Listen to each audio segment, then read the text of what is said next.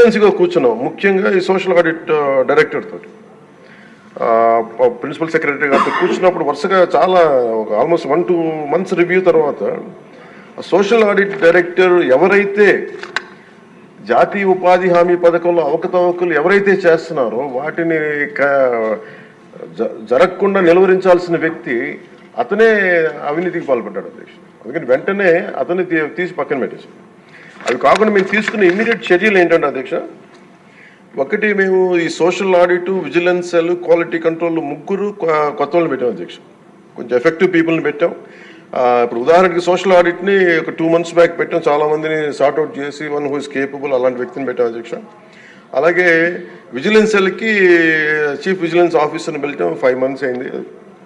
అలాగే headed by chief quality control engineer పెట్టాం అధ్యక్ష, సీనియర్ మన రిటైర్డ్ ఇంజనీర్ ఒకరిని పెట్టాం.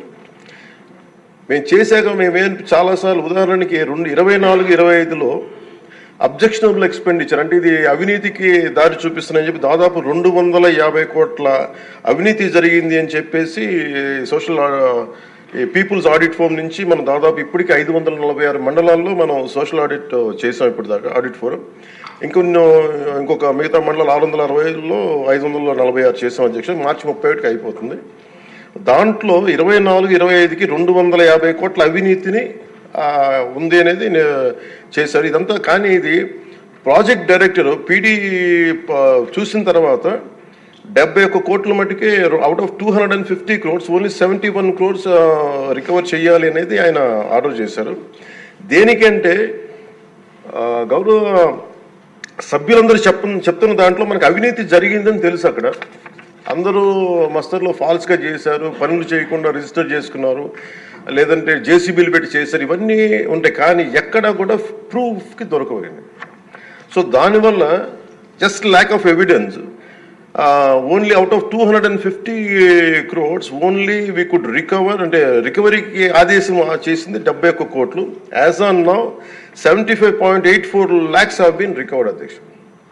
అంటే 250 కోట్ల అవినీతి జరిగిందని గుర్తింపబడింది, కానీ సరైన సాక్ష్యాధారాలు లేకపోవటం వల్ల ఓన్లీ 71 కోట్లకే రికవరీ చేయాలన్నది ప్రాజెక్ట్ డైరెక్టర్ వాళ్ళ బాధ్యత అది. సో దాని నుంచి 75.84 లక్షలు యాజ్ ఆన్ చేశారు. ఇంకా still we have enough time అధ్యక్ష. కానీ దీన్ని ప్రతి చాలా లోతుగా దీన్ని చేస్తున్నాం. And we have a very good team which will take it forward. ఇంకా 2 మీరు అడిగింది అధ్యక్ష,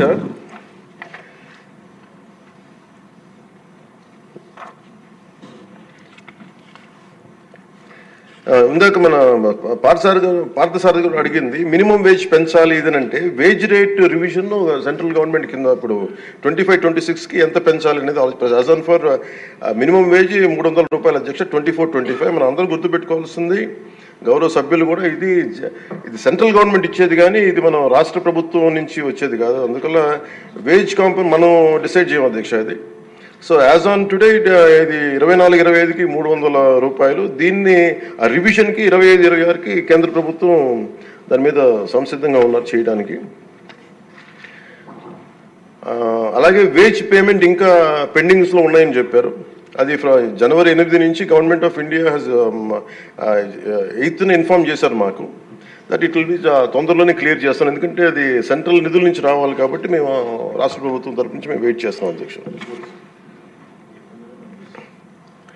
అలాగే మన లోకం మాధవ్ గారు మన గౌరవ శాసనసభ్యులు జేఎస్పీ వాళ్ళు అడిగిన దానికి ఏంటంటే ప్రత్యేకించి ఇలా అవకతవకలు జరుగుతుంది, దీని గురించి మనం ఏం చేస్తున్నాం అంటానికి we have created a wage monitoring cell అధ్యక్ష for increasing average wage rate. Accordingly we will take it forward అధ్యక్ష. అలాగే మీరు అడిగిన దానికి అధ్యక్ష జిల్లాని ఒక యూనిట్గా చేయమన్నారు అధ్యక్ష. అది అసలు బేసిక్గా మీరు అడిగిన దానికి ఎంతమంది అంటే అక్కడ ఉన్న ఎంతమంది లేబర్ ఉన్నారనే దాని మీద ఉంటుంది అధ్యక్ష. అంటే ఎక్కడ ఎక్కువ పని దినాలు అవసరం, ఎక్కడ లేబర్కి ఎక్కువ పని, దాని మీద బేస్ అయింది తప్ప వేరేలా కాదు అధ్యక్ష. సో మాకు ఉన్నదానికి ఏంటంటే గవర్నమెంట్ ఆఫ్ ఇండియా మన ఏ paper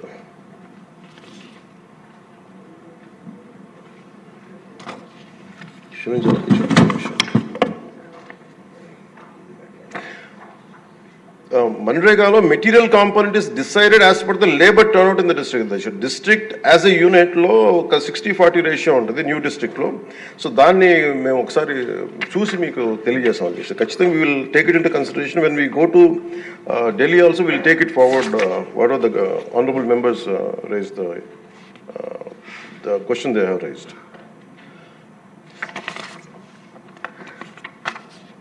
so government of India అధ్యక్ష ఇట్ పర్మిట్స్ ఓన్లీ, ఇప్పుడు మన అమలాపురం శాసనసభ్యులు గౌరవ సభ్యులు అడిగింది జంగిల్ క్లియరెన్స్ కూడా అడిగారు.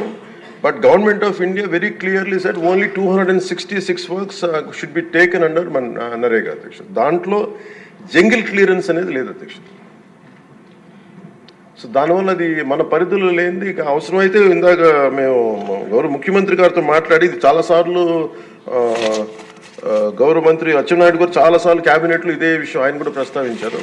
ఇది ఫైనల్గా ఒకసారి దీన్ని మనకి నరేగాలో రాలేనప్పుడు, జాతీయ ఉపాధి హామీ పథకంలో రాలేనప్పుడు దీనిని మనం రాష్ట్ర ప్రభుత్వంగా మనం దాన్ని ఎలా చేయాలని, jungle clearance is a big issue, this all understood sir. అది కొంచెం ఇబ్బందికరమైన ఇష్యూయే.